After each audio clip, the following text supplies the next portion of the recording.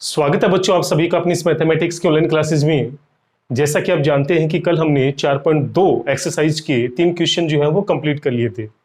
बच्चों गुणधर्म हमने पढ़े थे और ये क्वेश्चन जो हम लोग गुणधर्मों के आधार पे ही सोल्व कर रहे हैं। इस प्रकार के कल 3 क्वेश्चन सोल्व किए थे बच्चों। आज हम लोग चौथा क्वेश्चन सोल्व करेंगे और इसको भी मुझे सारणिकों के गुणधर्म से ही इसको प्रूफ करना है।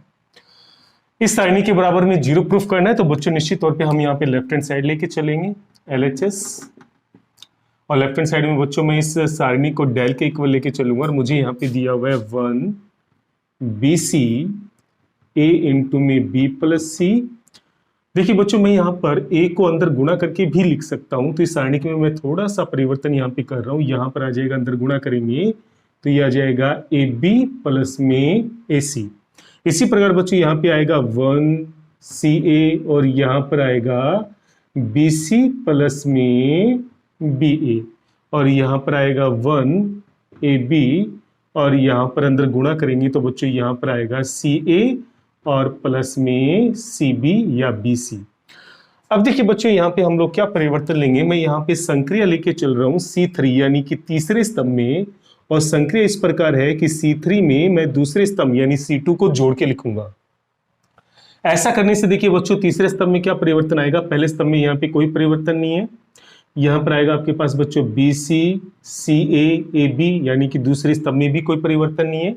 लेकिन जब तीसरे स्तंभ को लिखेंगे तो मुझे पहले और दूसरे और तीसरे दोनों स्तंभों को आपस में जोड़ के लिखना होगा। तो देखिए बच्चों इन दोनों को जोड़ेंगे तो यहाँ आएगा AB plus BC plus AC, तो यहाँ पर आएगा AB plus BC plus AC। इन दोनों को जोड़ेंगे तब भी यहाँ पर आएगा AB plus BC plus AC, और इन दोनों को जोड़ेंगे तब भी आएगा बच्चों AB प्लस BC प्लस में AC। तो बच्चों आप देख सकते हैं कि यहाँ पे तीसरे स्तंभ के सारे अवयव समान हैं, तो मैं यहाँ पे तीसरे स्तंभ से AB plus BC plus AC को अगर मैं बाहर कॉमन लेता हूँ, AB plus BC plus AC को अगर मैं तीसरे स्तंभ से बाहर कॉमन लेता हूं तो तीसरे स्तंभ में क्या बचेगा बच्चों, यहाँ पे आएगा 1 1 और 1। मैं आपको एक महत्वपूर्ण बात यहाँ पे बता दूं बच्चों, अवयव में से जब कोई भी संख्या कॉमन ली जाती है या कोई भी पद कॉमन लिया जाता है तो वो अवयव के प्रत्येक अवयव में से बाहर कॉमन लिया जाएगा। लेकिन सारणिक के केस में ऐसा नहीं होता। सारणिक में जब भी हम कोई भी पद या संख्या बाहर कॉमन लेंगे तो हमें पहले डिफाइन करना होता है कि वो संख्या मैं तीसरे स्तंभ से ले रहा हूँ, दूसरे स्तंभ से ले रहा हूँ या किस पंक्ति से ले रहा हूँ, ये मुझे पहले बताना होता है। क्योंकि पर्टिकुलर एक ही पंक्ति से या फिर एक ही स्तंभ से हम लोग यहाँ पे कोई पद या संख्या कॉमन ले सकते हैं। तो यहाँ पे तीसरे स्तंभ से मैं AB plus BC plus AC common लूंगा तो बच्चों यहाँ पे आएगा 1 1 1, पहले स्तंभ में कोई परिवर्तन नहीं है। यहाँ पर आएगा BC CA और AB, और तीसरे स्तंभ के अवयव हो जाएंगे 1 1 और 1। तो बच्चों आप देख सकते हैं कि इस संक्रिया के बाद में यहाँ पे पहले और तीसरे स्तंभ के जो अवयव हैं उनके अवयव जो है वो पूरी तरह से समान हो गए। तो गुणधर्म नंबर 3 से, अतः गुणधर्म 3 से। तो बच्चों गुणधर्म नंबर 3 में हमने पढ़ा था कि यदि किसी सारणिक में कोई भी 2 स्तंभ या 2 पंक्ति के अवयव समान हो तो उस सारणी का मान जो है वो 0 के बराबर होगा। तो बच्चों इस सारणी का मान यहाँ पे 0 होगा।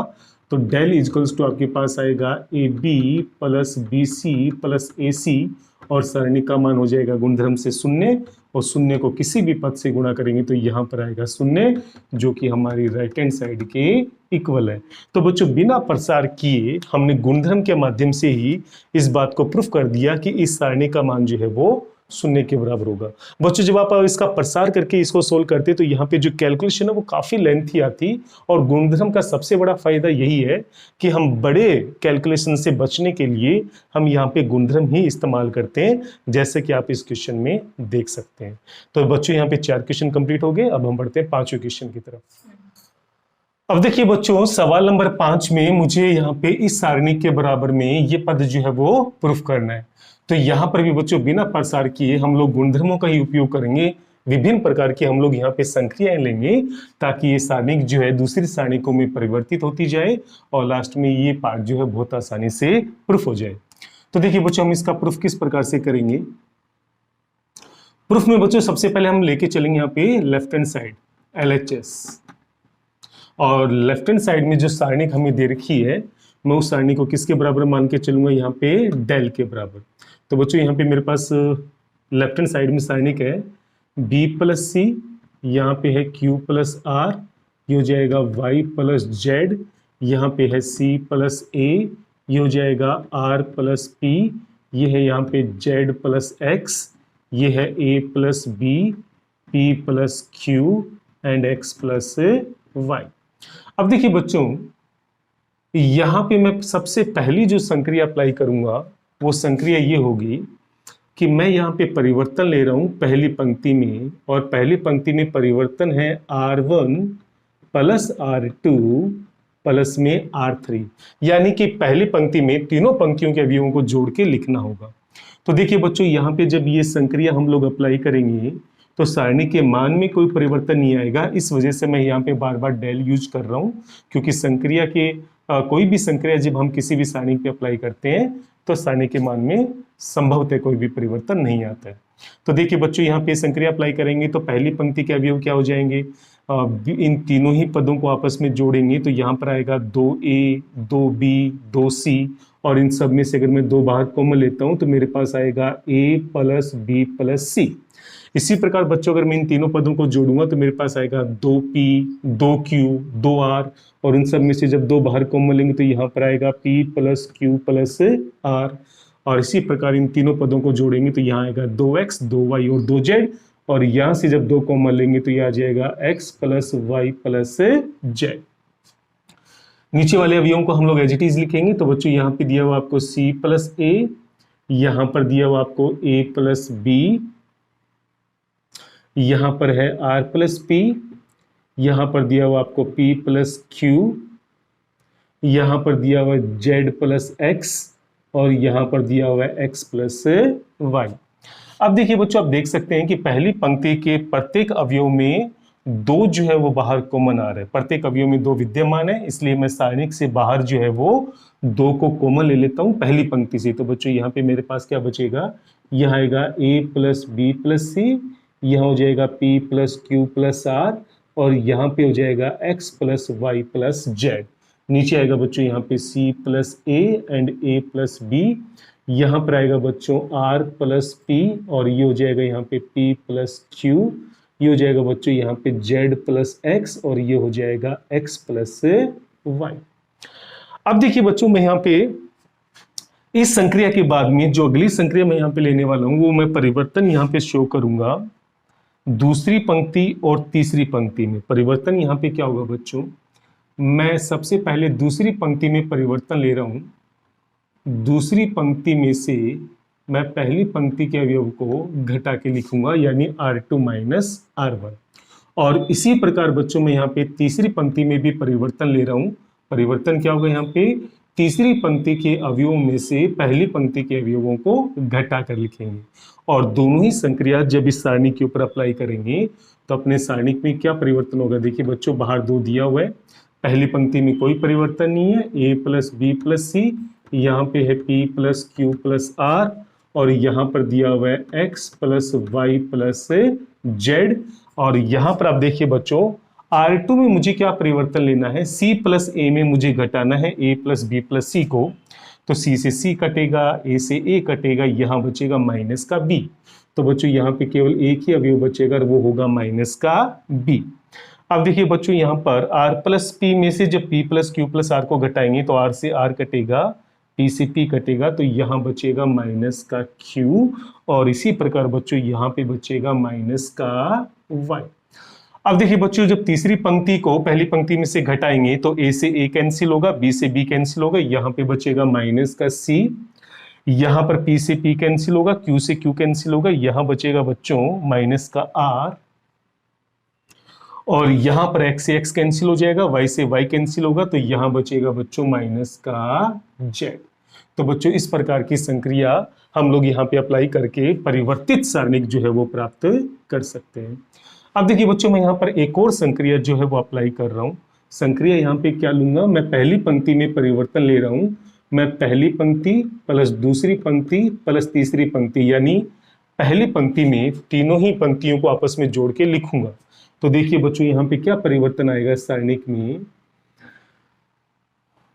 -b और -c होने की वजह से जब मैं इसको इस पहली पंक्ति के इस अवयव में जोड़ूंगा तो b से b कटेगा, c से c कटेगा, केवल यहां पर बचेगा a।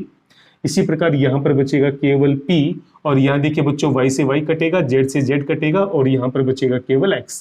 तो बच्चों पहली पंक्ति में हमने क्या परिवर्तन लिया, मैंने यहाँ पे तीनों ही पंक्तियों को आपस में जोड़ के लिखा है, जिससे a प्लस बी प्लस सी में -b और -c को जोड़ेंगे तो b से b कटेगा, c से c कटेगा, तो यहाँ बचेगा a, q और r कटने से यहाँ पे बचेगा p, y और z के कैंसिल होने से यहाँ बचेगा x। दूसरी पंक्ति में कोई परिवर्तन नहीं है, यहाँ पे है माइनस का b, ये हो जाएगा माइनस का q, ये हो जाएगा यहाँ पे माइनस का y, और तीसरी पंक्ति में भी कोई परिवर्तन नहीं है, माइनस का c, माइनस का r और माइनस का z। अब देखिए बच्चों मैं यहाँ पे दूसरी पंक्ति में आप देख सकते हैं माइनस का साइन बाहर कॉमन आ रहा है, और तीसरी पंक्ति में से भी माइनस का साइन जो है वो बाहर कॉमन आ रहा है। तो दोनों ही पंक्तियों से मैं माइनस का साइन बाहर कॉमन लूंगा, तो यहां पे हम लिखेंगे R2 व R3 से माइनस उभयनिष्ठ लेने पर या कॉमन लेने पर, उभयनिष्ठ लेने पर क्या परिवर्तन आएगा बच्चों, डेल इक्वल्स टू 2 इंटू -1 और -1, ये दो -1 कहां से आए, दूसरी पंक्ति से माइनस बाहर कॉमन लिया और तीसरी पंक्ति से भी बाहर माइनस कॉमन लिया है।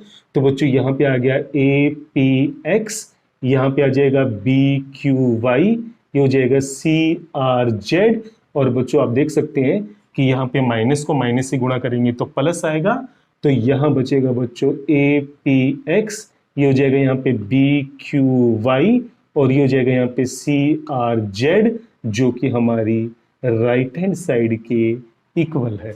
तो बच्चों यहाँ पे कुछ संक्रियाओं के बाद में जो राइट हैंड साइड वाला पार्ट है वो बहुत आसानी से यहाँ पे प्रूफ हो जाएगा, बजाय आप इसको प्रसार करके इसको सोल्व करते यहाँ पे काफी लेंथी जो है वो कैलकुलेशन बन जाती, और संभवतः ये पार्ट प्रूफ होने में आपको काफी मशक्कत और काफी समय भी यहाँ पे खर्च करना पड़ता। इसके बजाय मैंने यहाँ पे कुछ संक्रियाएं लेके इस सारणी को दूसरे रूप में परिवर्तित करता गया, और लास्ट में मेरे पास जो राइट हैंड साइड वाला पार्ट है वो बहुत आसानी से प्रूफ हो गया। तो बच्चों इसके लिए आपको केवल अभ्यास करना होगा, और आपको ये भी देखना होगा कि हमें प्रूफ करना क्या है और इसकी शुरुआत जो है वो कहां से करनी होगी। तो बच्चों 5 क्वेश्चन कंप्लीट हो चुके हैं, अब हम बढ़ते हैं छठे क्वेश्चन की तरफ। तो देखिए बच्चों यहाँ पे सवाल नंबर 6 में भी मुझे इस सारणी के मान को जो है वो शून्य के बराबर प्रूफ करना है। तो बच्चों यहाँ पर भी मैं लेफ्ट हैंड साइड को लेके चलूंगा और यहाँ पर इस सारणी को 0 प्रूफ करूंगा, लेकिन सबसे पहले मैं यहाँ पे मान के चलूंगा कि सारणी का मान जो है वो डेल के बराबर है।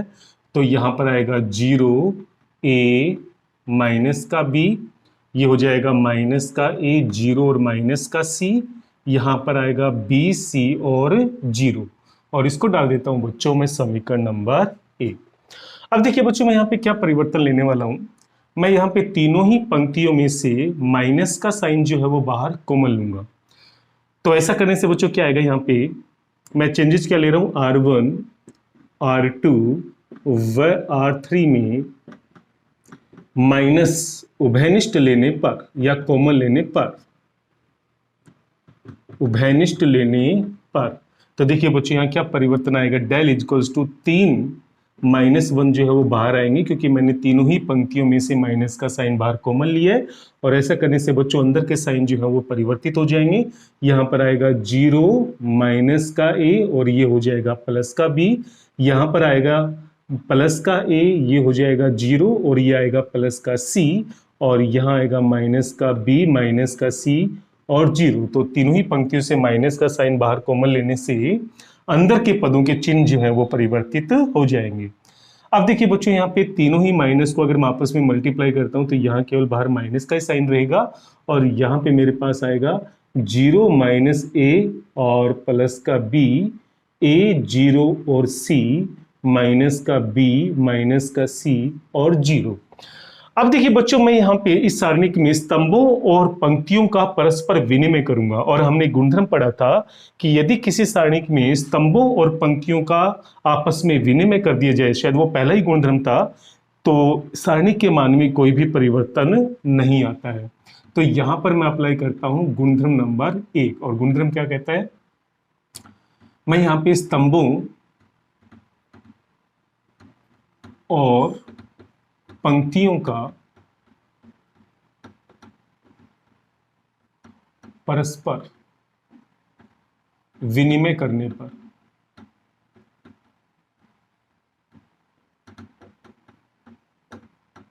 गुणधर्म 1 से,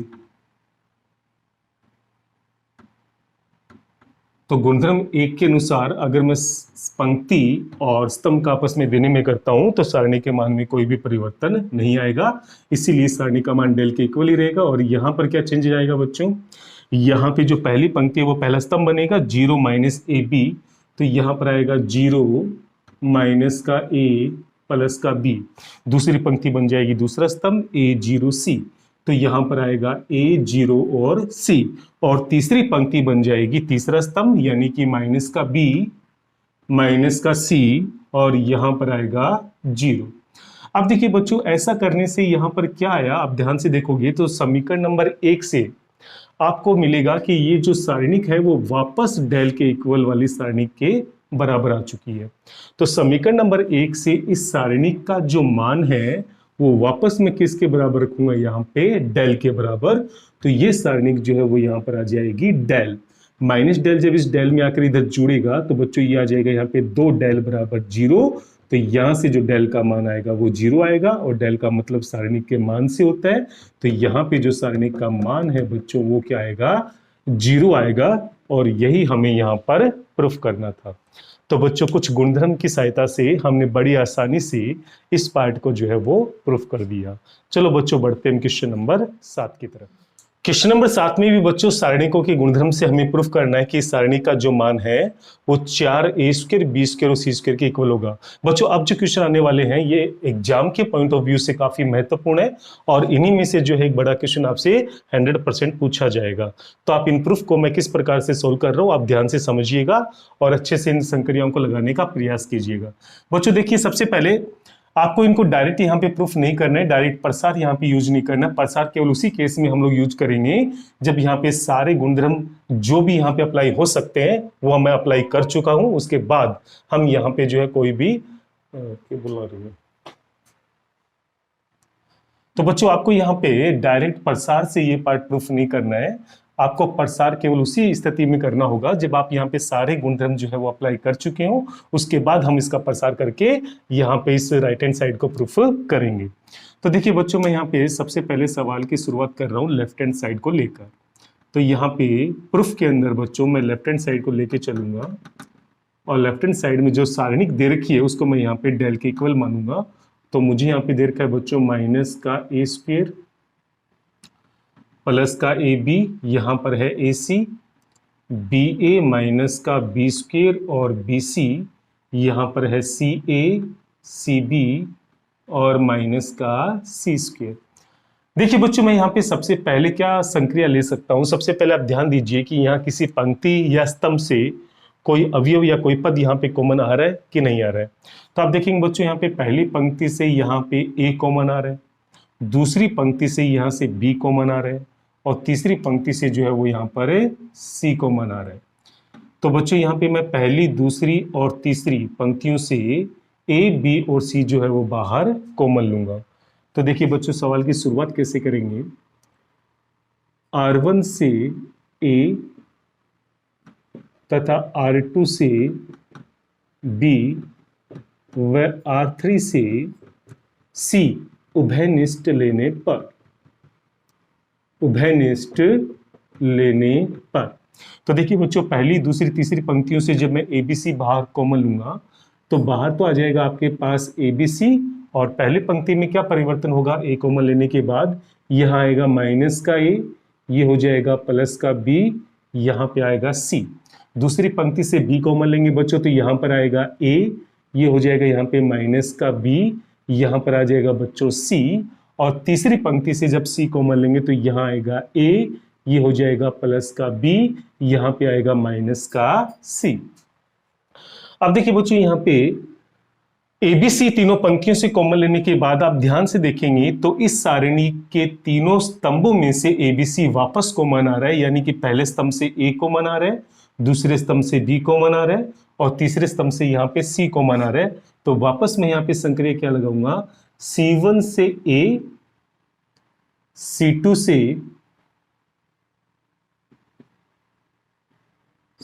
से B व C3 से C उभयनिष्ठ लेने पर। तो बच्चों तीनों स्तंभों से जब मैं वापस ABC कॉमन लूंगा तो एक ABC पहले से बाहर मौजूद था, तो ABC से ABC को गुणा होकर यहां पर बनने वाला है A स्क्वायर, B स्क्वायर और C स्क्वायर। और यहां पर चूंकि पहले स्तंभ से A कॉमन लिया है तो यहां पर अवयव आएंगे -1, +1 और +1। यहां पर आ जाएगा 1 -1 और +1, और यहां पर आएगा बच्चों 1 और -1। तो बच्चों इस प्रकार जब किसी पंक्ति स्तंभ में आपको तीनों ही अवयव जो है वो 1 प्राप्त हो जाए, तो आपका जो अगला प्रयास है वो ये रहना चाहिए कि उनमें से कोई 2 पद जो है वो शून्य हो जाए। तो जैसे आप यहाँ देखेंगे कि आपके पास -1, +1 और 1 यानी पहली पंक्ति के सभी अवयव यहाँ पे 1 आ चुके हैं। तो आप प्रयास कीजिए कि किसी भी संक्रिया से आप इन 2 अवयवों को शून्य बना सके, या इस पंक्ति के कोई भी 2 अवयवों को शून्य बना सके।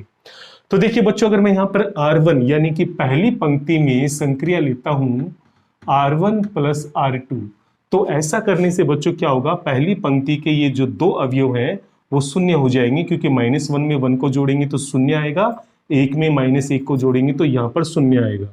तो देखिए बच्चों यहाँ पे क्या आएगा, इस संक्रिया से सारणी के मान में कोई भी परिवर्तन नहीं होगा, सारणी का मान वही रहेगा। बाहर हमने पहले से ही लिख रखा है A स्क्वायर, B स्क्वायर और C स्क्वायर। यहाँ पर जब संक्रिया अप्लाई करेंगे तो -1 + 1 यहाँ पर हो जाएगा 0, +1 और -1 यहाँ पर भी हो जाएगा 0, 1 और 1 यहाँ पर हो जाएगा 2। तो बच्चों मैंने पहली पंक्ति में ही केवल यहाँ पे संक्रिया अप्लाई की है, दूसरी और तीसरी पंक्तियों में यहाँ पे कोई परिवर्तन नहीं आएगा।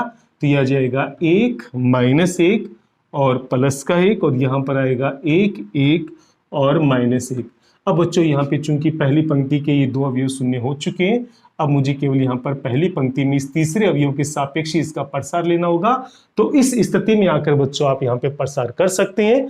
तो यहाँ पे जब मैं इस 2 के सापेक्ष प्रसार करूंगा तो आप देखेंगे बच्चों A स्क्वायर, B स्क्वायर और C स्क्वायर ये बाहर कॉमन वाले पद हो गए।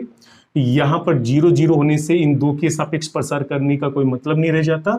यहाँ पे केवल 2 के सापेक्ष प्रसार करेंगे तो इसकी उपसारणी यहाँ पर हो जाएगी, पंक्ति और स्तंभ को छोड़ेंगे तो यहाँ आएगा 1 -1 1 और +1। तो यहाँ पे आपके पास आने वाला है del = A square, B square, C square, और यहाँ पर आएगा 2 × में 1 और माइनस माइनस हो जाएगा +1। तो यहाँ पर 1 और 1 2 को 2 से गुणा करेंगे 4, और 4 को जब A square, B square, C square से गुणा करेंगे तो हमारे पास आएगा 4 A स्क्वायर, B स्क्वायर और C स्क्वायर, जो कि राइट हैंड साइड में हमें दिया हुआ है, और यही पार्ट हमें प्रूफ भी करना था। तो देखिए बच्चों, काफी आसान क्वेश्चन था। आपको उस सवाल की शुरुआत कैसे करनी है, किस चीज पे फोकस करना है, सबसे पहले आप ये देख लीजिए कि यहाँ पर कौन सा पद जो है वो कॉमन आ रहा है किसी भी पंक्ति या स्तंभ से। और अगर ऐसा नहीं है तो फिर आप देखिए कि राइट हैंड साइड के अंदर हमें कौन सा पद दिया हुआ है, और उस पद को बनाने के लिए मैं कौन सी 2 पंक्तियों में या कौन सी 2 स्तंभों में परिवर्तन लूं, संक्रिया अप्लाई करूं, ताकि वो राइट हैंड साइड वाला पद जो है वो मुझे प्राप्त हो जाए। बस बच्चों, इन्हीं कुछ विशेष बातों का ध्यान रखकर हम सारणिक को जो है वो गुणधर्म की सहायता से प्रूफ कर सकते हैं, जो कि अभ्यास से काफी आसान भी हो सकता है। तो बच्चों, जैसे जैसे आप लोग अभ्यास करेंगे ये क्वेश्चन आपके लिए बहुत ईजी होते जाएंगे। काफी महत्वपूर्ण क्वेश्चन थे। आज हमने बच्चों 7 क्वेश्चन जो है वो कंप्लीट कर लिए हैं। तो आगे के क्वेश्चन बच्चों कल के वीडियो में करेंगे। यहां तक आप अच्छे से अभ्यास कीजिए। फिर भी कोई भी दिक्कत आपके सामने आए तो जरूर पूछिएगा। तब तक के लिए जय हिंद, जय भारत।